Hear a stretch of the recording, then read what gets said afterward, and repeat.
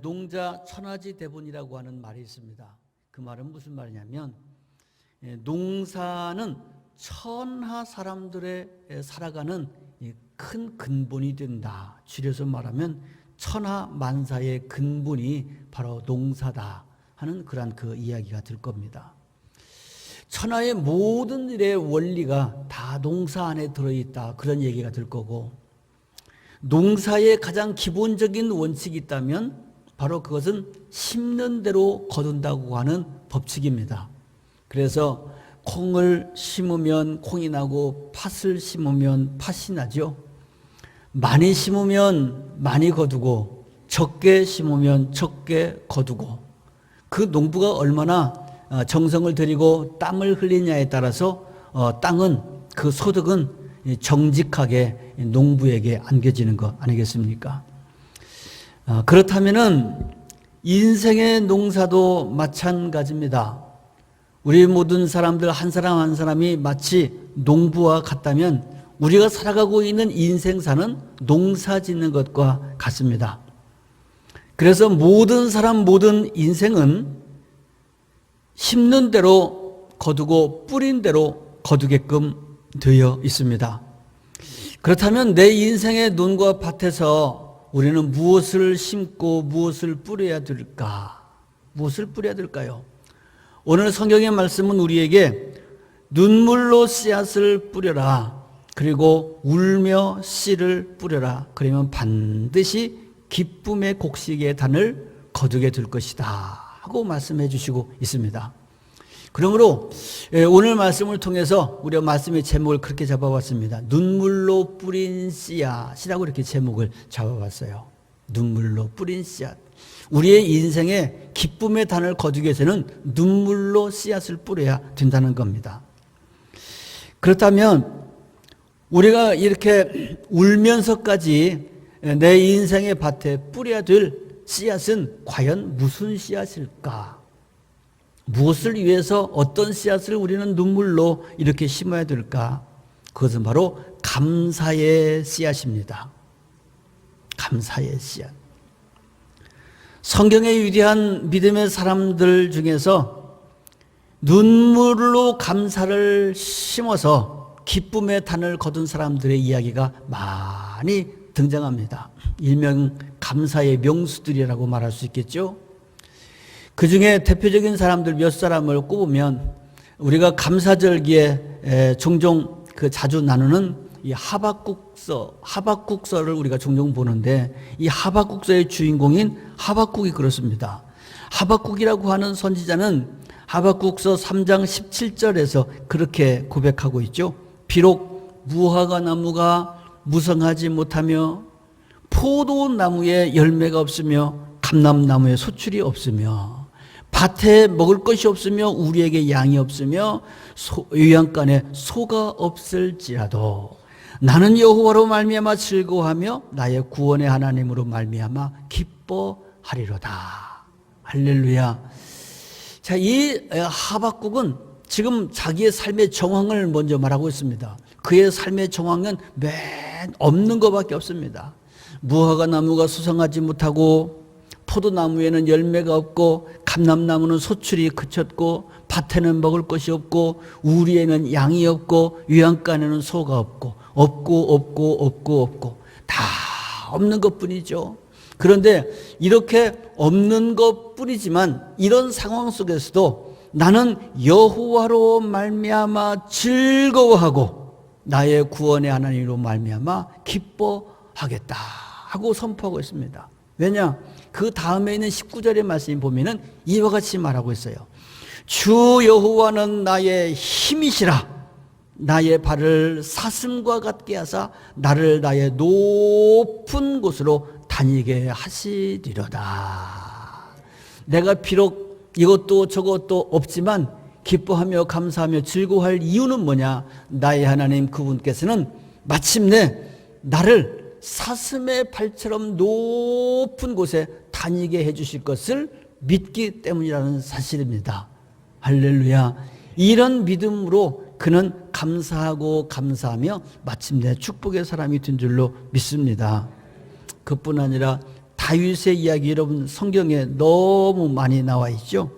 다윗은 시편 108편의 말씀 보니까 그런 말씀이 있어요. 하나님 여호와여, 내가 마음을 정했습니다. 내 마음을 정했는데 어떻게 마음을 정했느냐? 내 마음은 내가 노래하며 내 마음을 다하여 찬양할 것을 나는 내 마음에 결정을 했습니다. 환난과 역경이 계속되고 있지만 다윗의 일생을 보면 얼마나 그의 삶이 참 고난이 많았습니까? 그렇지만 나는 노래하고 찬양할 것을 결정했다는 겁니다. 그뿐 아니라 여러분, 그동안에 여러분 읽었던 시편 가운데서 시편 54편 말씀에 보면은 뭐라고 다윗이 고백하냐면 이렇게 고백합니다. 6절 말씀에 보면 내가 낙헌제로 주께 제사하리이다. 여호와여, 주의 이름에 감사하오리니 주의 이름이 선하심이로소이다. 그랬어요.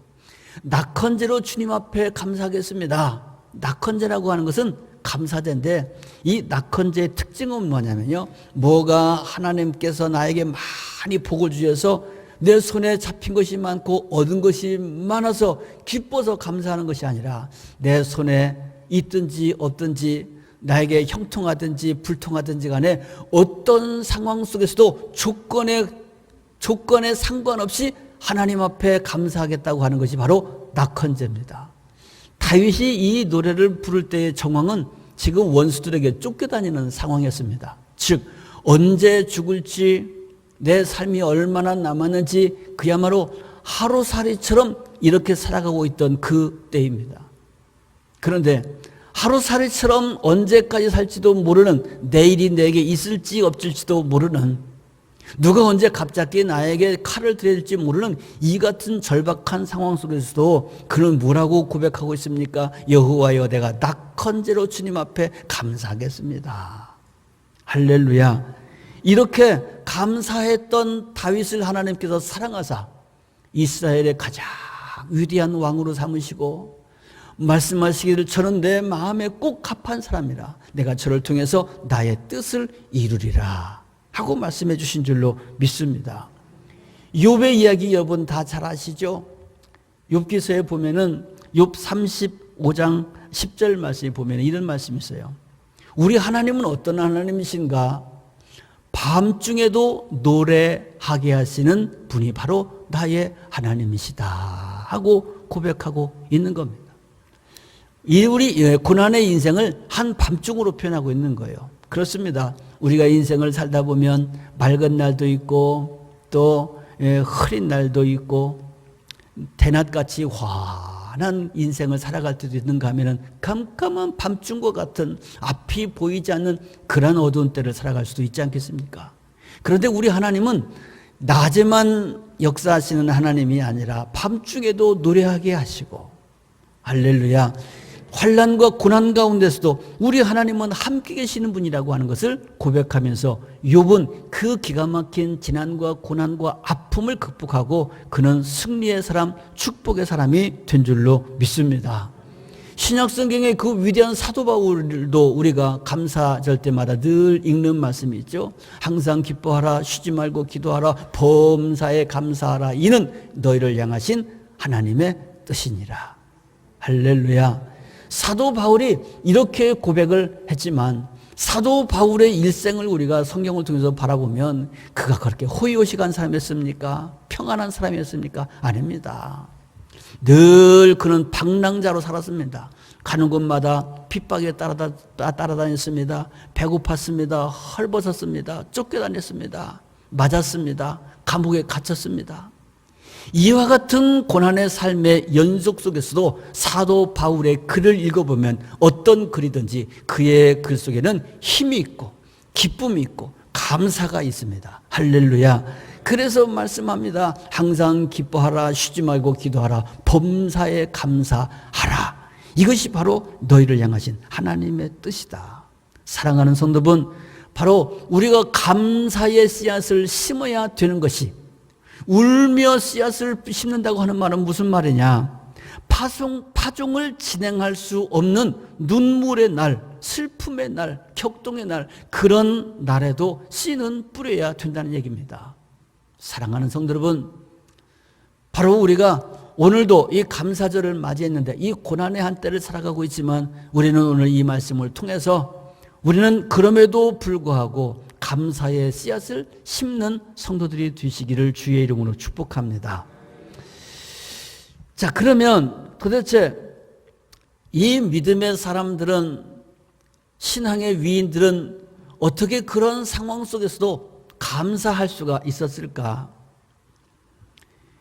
그들이 이렇게 울며 씨를 뿌릴 수 있었던 것은 하나님 앞에 나아가 눈물로 기도할 때에 그들은 감사로 승리할 수가 있게 되었더라는 말씀입니다. 할렐루야. 기도하는 사람이 감사할 수가 있습니다. 기도하지 않는 사람은 절대로 감사할 수가 없습니다. 여러분 늘 기도하시고 늘 말씀을 상고하시기에 힘쓸 수 있게 되기를 바랍니다. 다윗의 시편의 대표적인 시 중에 하나가 시편 1편의 말씀 아닙니까? 시편 1편의 말씀에 보면 그런 말씀이 있어요. 누가 복이 있는 사람이냐? 그것은 여호와의 말씀을 즐거워하며 주야로 그 말씀을 묵상하는 자가 복이 있는 사람이라고 분명히 말씀해 주시고 있습니다. 하나님의 말씀을 즐거워하며 주야로 묵상하는 사람, 이 사람이 복이 있는 사람이다. 이 주보에 매일 읽어야 될 성서 일과를 여러분에게 이렇게 안내하고 있습니다.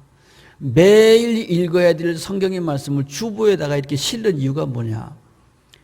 여러분들이 매일 하루에 한 장이라도 성경을 꼭 읽으시라는 겁니다. 성경 여러분 꼭 읽으셔야 됩니다. 성경 읽으시고 그리고 1분이라도 진정하게 하나님 앞에 기도하는 시간이 있어야 돼요. 성경을 읽고 또 그 말씀 붙들고 기도하는 시간이 있지 아니하면 결코 우리는 감사할 수가 없습니다. 기도할 때 감사할 수 있는 힘이 생깁니다. 주님의 말씀을 읽고 묵상할 때에 감사할 수 있는 조건과 근력을 얻을 수 있습니다. 그러므로 기도와 말씀이 끊어진 사람은 절대로 감사할 수가 없어요. 하박국의 얘기를 우리가 오늘 조금 더 집중해서 보자면 하박국 3장 맨 마지막에 결론적인 부분 이렇게 오늘 함께 읽었습니다만은 하박국 3장에 있는 말씀 끝에 읽었죠. 없고 없을지라도 나의 하나님께 감사하겠다. 왜? 그분은 나를 사슴처럼 내 발을 높이 들고 높은 곳에 다니게 할 것을 믿기 때문이다. 이렇게 그가 고백하면서 아름답게 해피엔딩의 고백으로 하박국서가 마감되고 있지만 하박국서 1장에 보면은요, 하박국이 하나님 앞에 기도하는 내용이 등장합니다.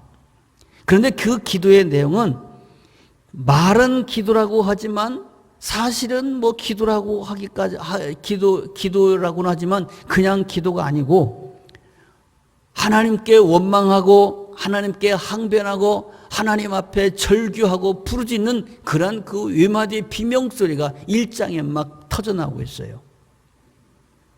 내용은 이런 겁니다. 줄이면 하나님 도대체 왜 이러십니까? 이럴 수 있습니까? 하나님께서 어쩌면 우리 민족에게 이렇게 하실 수가 있습니까? 하고 막 하나님 앞에 원망하고 항변하는 이야기가 거기에 많이 기록되어 있습니다. 왜 그러냐면 하박국은 선지자인데 선지자라고 하는 분은 그야말로 선지, 미리 안다는 거 아닙니까? 하나님께서 그 시대의 역사를 또 미래를 볼 수 있는 능력을 주셔서 그 시대를 읽어내고 하나님의 뜻을 알게 하니가 선지자죠. 그 하나님께서 그 민족의 운명의 역사를 알게 하셨는데 그가 알게 된 내용은 뭐냐면 하나님께서 이스라엘 백성들을 심판하시겠다는 겁니다. 이스라엘은 그 당시에 남쪽 유다, 북이스라엘 이렇게 남북으로 갈려 있었죠. 북이스라엘은 이미 아수르라고 하는 나라에 이미 멸망해 버렸고 남쪽 유다 백성들이 그나마 지금 북적거리고 살아가고 있는데 남쪽 유다 백성도 하나님께서 멸망시키겠다는 겁니다. 그런데 그 멸망의 과정이 뭐냐? 하나님도 알지 못하고 하나님을 배척하는 이방 민족인 바벨론을 통해서 이스라엘 백성들, 유대 백성을 멸망시키겠다는 거예요. 전쟁의 소식이 들려옵니다. 그 전쟁의 소식이 들려오고 전쟁의 지금 분위기가 막 공포가 밀려오는데 얼마나 두려운지, 뼈가 썩는 것 같은, 창자가 썩는 것 같은 이러한 공포감을 느끼면서 하나님께 부르짖는 거예요. 하나님 도대체 왜 이러십니까? 그러면 하는 얘기가, 이 나라 이 백성이 하나님 앞에 범죄해서 하나님께 심판을 받는다고 하는 거, 그거 인정합니다.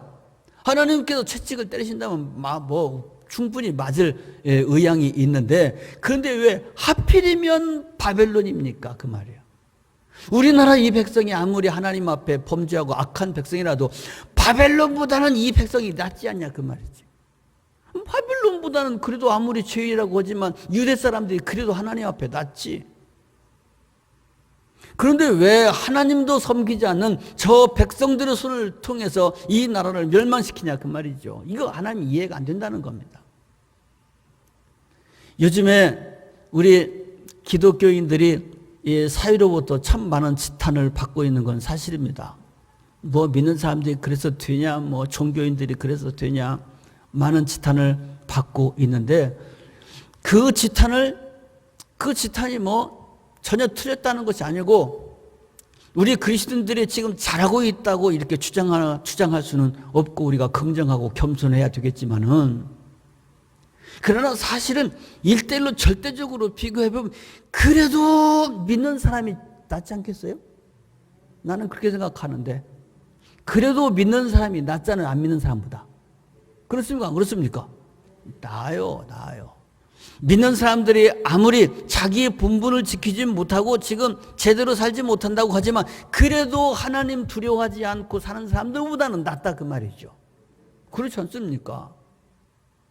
그런데 그래도 믿는 사람이 낫다고 생각하고 있는데 하나님께서 하시는 얘기가 뭐냐? 하나님도 믿지 않는 바벨론을 들어서 너들을 치겠다는 거예요. 왜 하필이면 바벨론을 들어서 우리를 치십니까? 그리고 막 따지고 항변하는 것이 바로 이 하박국서의 시작입니다. 그런데 이렇게 하나님 앞에 따지고 항변하고 부르짖고 기도하러 나가 놀며 기도했더니 하나님께서 그 답을 알게 해 주시더라는 거예요. 여러분, 우리가 정말 이해할 수 없는 우리의 삶의 고난 속에서 하나님 앞에 나가 눈물로 기도하면요, 얻게 되는 게 있습니다. 그게 뭐냐면 고난의 의미를 알게 되는 거예요. 하나님의 뜻을 알게 되는 겁니다. 하나님 뜻을 알지 못할 때는 원망하고 불평하고 막 그렇죠. 그런데 하나님의 뜻을 알고 보면 그게 없어지고 감사가 생기게 된다 그 말이에요. 할렐루야. 그래서 우리가 기도해야 되고 하나님 말씀 읽어야 되는 겁니다. 하박국 2장에 가면은요, 하박국 2장 4절에서 하나님께서 이런 말씀을 주십니다. 의인은 믿음으로 말미암아 살리라. 의인은 믿음으로 말미암아 살리라. 기도하는 하박국에 하나님께서 주신 말씀 중에 한 말씀입니다. 의인은, 즉 하나님을 믿고 살아가는 성도들은 믿음을 붙들고 살아야 된다는 겁니다. 하나님을 알지 못하는 세상 사람들은 세상 일 잘 되는 일에 목숨을 걸고 세상 일 잘 되는 일을 재미로 살아가지 않습니까? 재산 늘리고 은행 잔고 늘리고 부동산 늘리고 이것 잘 되고 저것 잘 되고 이것저것 잘 되면 그저 좋고 그것 조금 안 되면은 세상 죽을 만나고 거기에 목숨을 걸고 사는 것이 이 세상 사람들이지만, 하나님의 백성은 어디에 재미를 붙이고 살아가는 것인가? 우리는 하나님을 신뢰하는 재미로 살아가야 되는 사람들이라는 거예요. 이게 바로 의인은 믿음으로 말미암아 산다는 얘기입니다. 우리들의 삶의 재미는 하나님을 알고 하나님을 신뢰하고 하나님과 가까이 될 때에 우리의 삶의 재미가 있는 거 아닙니까? 하나님하고 아무 상관없이 이 세상의 것이 많아진다고 해서 우리가 재밌게 살 수가 있겠냐 그 말입니다. 절대로 그렇지 않습니다. 하박국은 기도하면서 바로 이것을 깨닫게 된 겁니다. 그리고 또 하나 깨달은 것은 이 고난과 아픔의 현장 속에 하나님이 여전히 계시다고 하는 것을, 하나님은 이 고난 속에서 함께 하시고 고난의 역사를 주관하시고 고난을 통해서 그 백성들에게 주시고자 하는 축복과 약속이 있다고 하는 것을 알게 되었다는 겁니다. 그래서 그는 감사할 수 있게 되었더라, 그 말입니다. 사랑하는 성도 여러분, 우리가 살다 보면 맑은 날, 흐린 날, 대낮과 같은 때, 또 한밤중 같은 때 만날 수 있는 것 아니겠습니까? 이러한 고난의 때 대부분의 사람들은 불안해하고 초조함 속에서 살게 됩니다. 갈수록 길이 좁아지고 험해지고 어두워져 갈 때 우리들의 다리는 휘청거리고 우리들의 마음은 두려움과 초조함으로 점점 더 약해져 갈 수밖에 없습니다. 그런데 이런 고난과 아픔의 사건들은 우리가 원하든지 원하지 않든지 간에 우리들의 인생에 늘 다가오게 된다는 겁니다.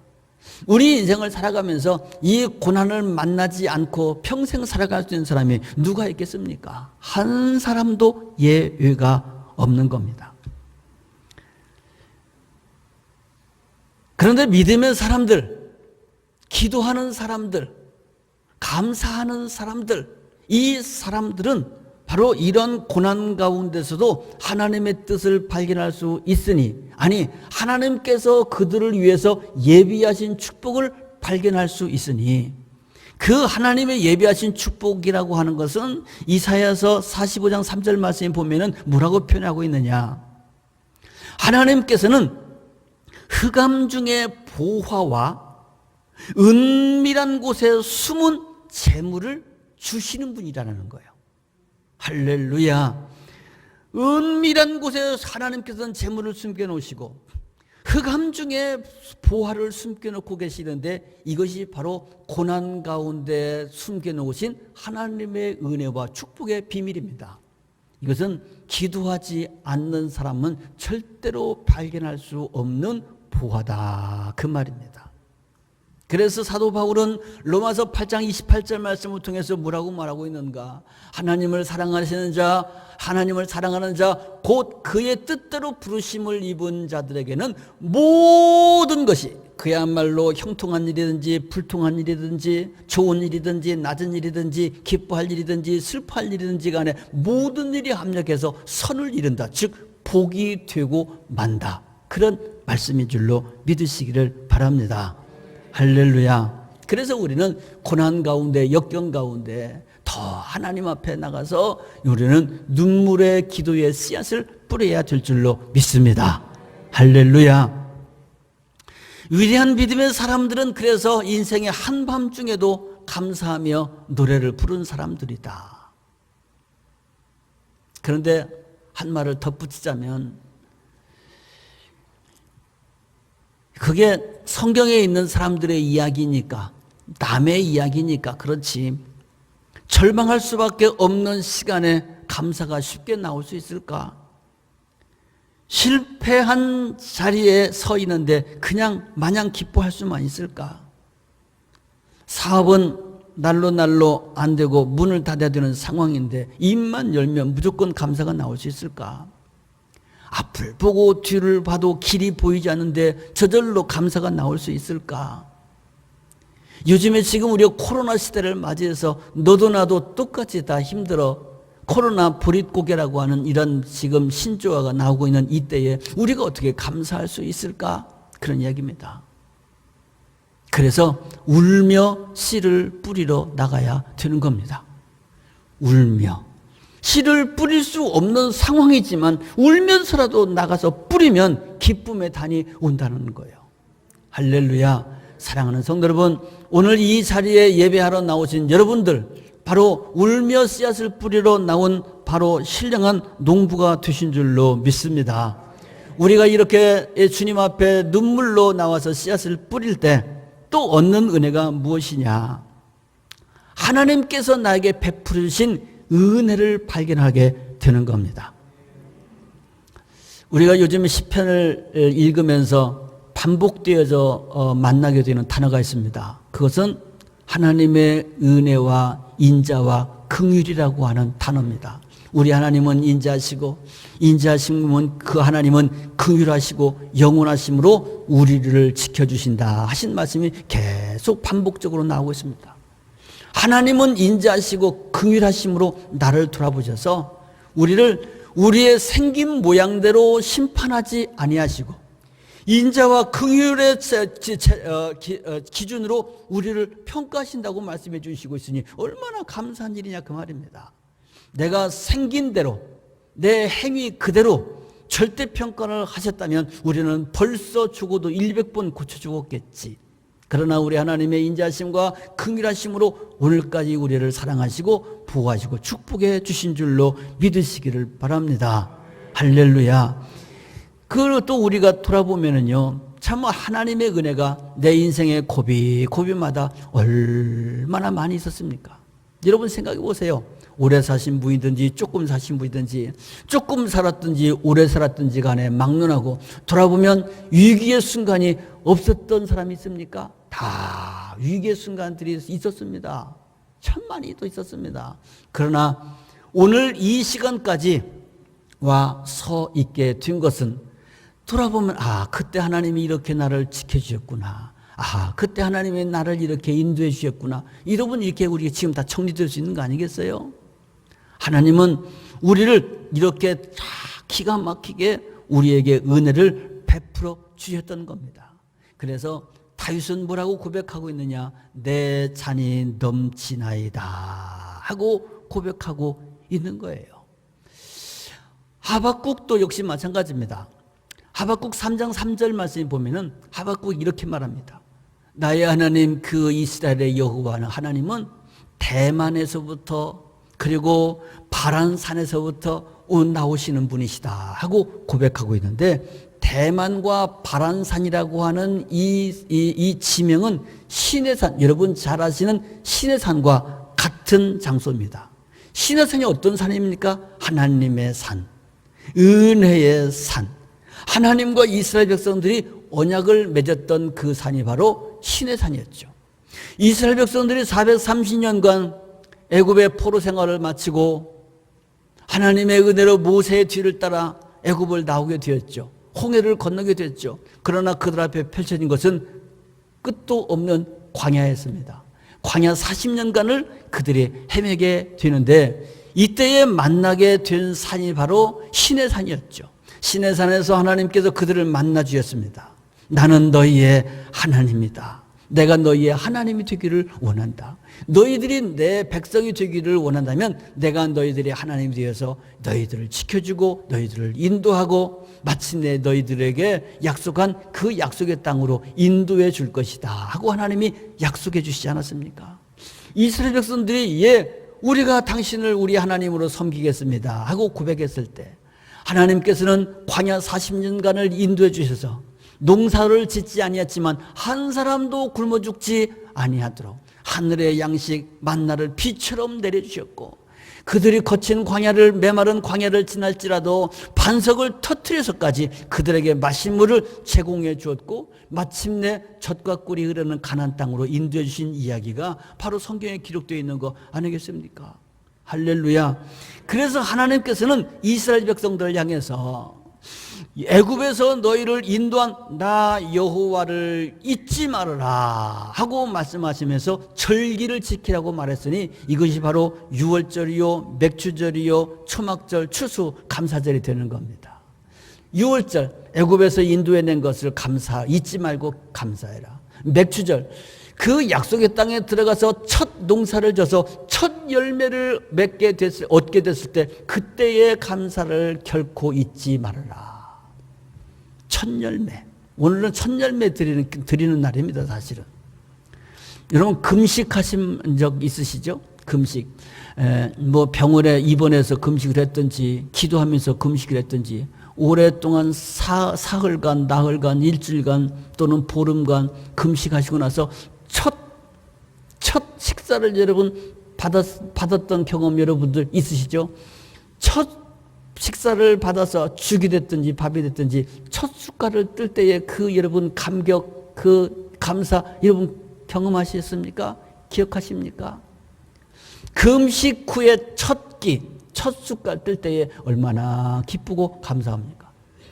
광야 40년 지나가고 드디어 농사를 져서 첫 열매를 거두게 됐을 때 얼마나 기뻤을까요? 잊지 말라는 겁니다. 이게 맥주 감사절입니다. 여러분, 우리가 하나님께 기도하며 눈물의 씨앗을 뿌릴 때에 깨닫게 것은 과거에 하나님께서 나를 여기까지 인도해 주신 하나님의 은혜를 기억하게 하는 겁니다. 그래서 우리는 감사할 수 있게 되는 거예요. 할렐루야. 사랑하는 성도 여러분, 우리 사람이 언제 잘못되는가? 과거의 은혜를 회상하는 능력을 상실하게 될 때에 우리는 잘못되게 되어 있습니다. 지금까지 우리 하나님의 은혜로 살아오게 된 것 우리 감사해야 될 것입니다. 돌아보니까 올 한 해 상반기 정말 경황 중에 전쟁처럼 이 상반기를 지냈는데, 그럼에도 생각해 보니까 우리 성도들 여러 가정들 참 적지 않은 숫자인데, 돌아보니까 이 상반기 동안에 하나님께서 우리 성도들의 가정 한 가정도 이 병에 노출되지 아니하도록 지켜주셨음을 기억하면서 감사했어요. 할렐루야. 하나님께서 우리 성도들 한 사람도 질병에 걸리지 않도록 지켜주셨으니 얼마나 감사한 일이냐 그 말입니다. 우리가 방역을 똑똑하게 잘해서 그렇겠습니까? 아니면 하나님 앞에 우리가 뭔 공적이 많아서 그러겠습니까? 그저 하나님께서 인자심과 긍휼하심으로 사랑하는 성도 여러분들을 지켜주시게 된 줄로 믿으시기를 바랍니다. 그래서 우리는 감사해야 되는 겁니다. 또 우리가 기도할 때 깨닫는 것이 있습니다. 그건 뭐냐면, 하나님은 정말 다 옳으신 분이구나, 하나님의 선하심이 정말 옳구나 하는 것을 우리는 깨달아 알게 됩니다. 내가 보는 것과 하나님께서 보시는 것은 다를 수가 있습니다. 내가 옳다고 생각하는 것이 하나님께서 보실 때 그르다고 볼 수가 있으며, 내가 이것은 아니라고 여기는 것도 하나님께서 옳다고 여기실 수가 있다는 겁니다. 예를 들면 우리가 지난 날들을 돌이켜보면 어떤 한 순간 어떤 한 사건들을 생각이 납니다.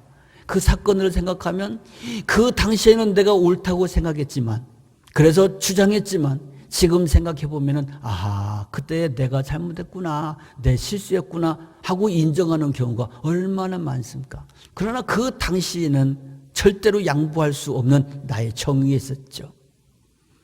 우리는 이렇게 착각, 오류투성이인 인간들입니다. 그럼에도 우리는 항상 현 시대에 부딪힐 때는, 현재에 일어난 일들은 내가 가장 옳다고 생각하죠. 내가 가장 정의롭다고 생각하죠. 그런데 우리는 항상 틀릴 수밖에 없는 존재라는 겁니다. 오류 속에 살아가는 존재입니다. 내 인생 돌아보니 참 실수했던 것도 많네. 하나님께서 다시 한번 일생을 허락하신다면 내가 실수 안 하고 잘 살 수 있을 텐데, 그런 마음 한 번씩 가져본 적 있으시죠? 하나님께서 일생을 다시 한번 허락하신다면 실수 없이 살아갈 수 있을 것 같습니까? 아니요. 그 실수 또 할 겁니다. 이게 연약한 인생입니다. 그러나 하나님은 틀림없으신 분이십니다.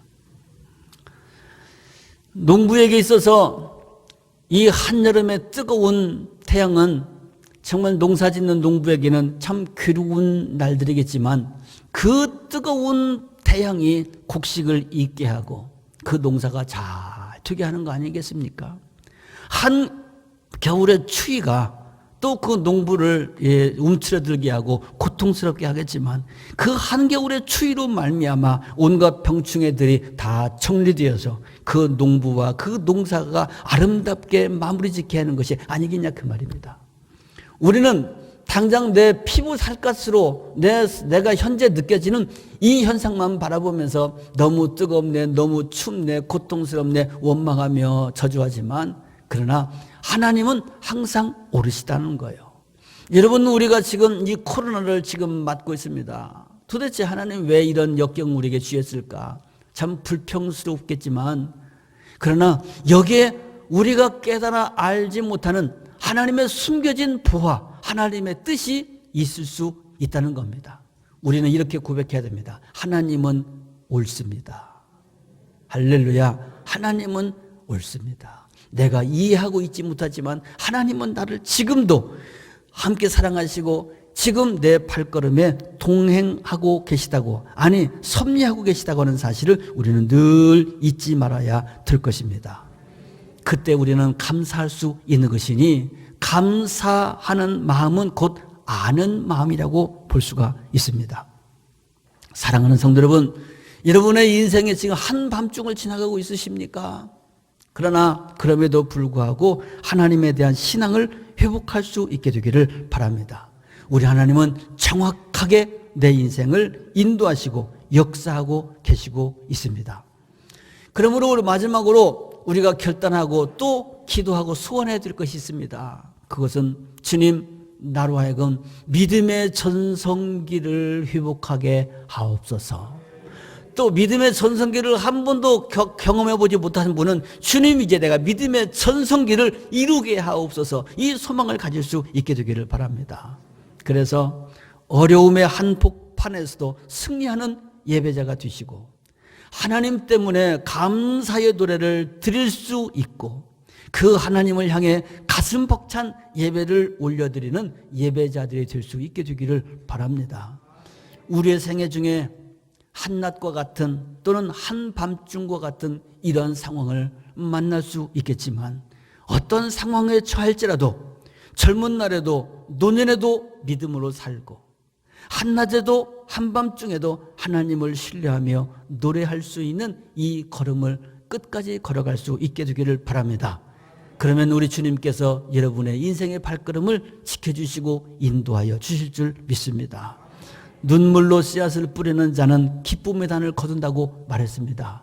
사랑하는 성도 여러분, 우리가 지금 당한 이 상황이 정말 울지 않으면 안 되는 이런 여러 가지 많은 정황 속에 있지만, 그러나 그럼에도 불구하고 우리는 축복의 씨앗들을 심어야 될 것입니다. 그 중에 가장 중요한 씨앗은 바로 감사의 씨앗입니다. 울며라도 감사의 씨앗을 뿌릴 때 하나님께서 그 농부의 가슴에 기쁨의 단을 안겨 주실 겁니다. 오늘도 감사하기를 결단하는 여러분들을 우리 주님께서 기억하시기를 주님의 이름으로 축복합니다. 기도드리겠습니다. 오늘도 사랑하셔서 주의 전에 나와 예배하게 하신 주님 참으로 감사합니다.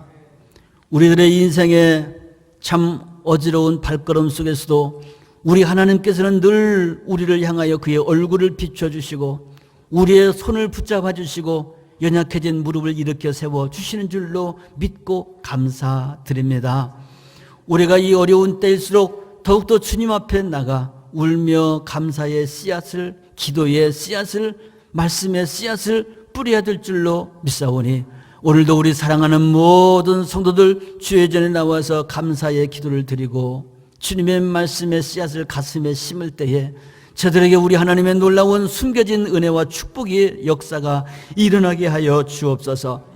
우리가 이 코로나19 재난의 시대를, 전쟁의 시대를 살아가고 있습니다.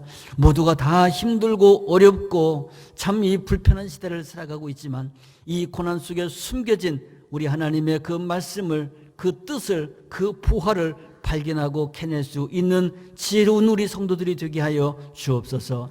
여호와를 경외하는 자가 가장 지혜로운 자요, 가장 미련한 자는 하나님이 없다고 말하는 자가 어리석은 자라고 말씀하여 주셨사오니 이 고난의 시기를 지나면서 하나님을 원망하는 일이 결코 없게 하여 주옵시고, 그럼에도 불구하고 울며 감사의 씨앗을 뿌리는 지혜로운 성도들 되게 하옵소서. 예수 그리스도의 이름으로 기도합니다. 아멘.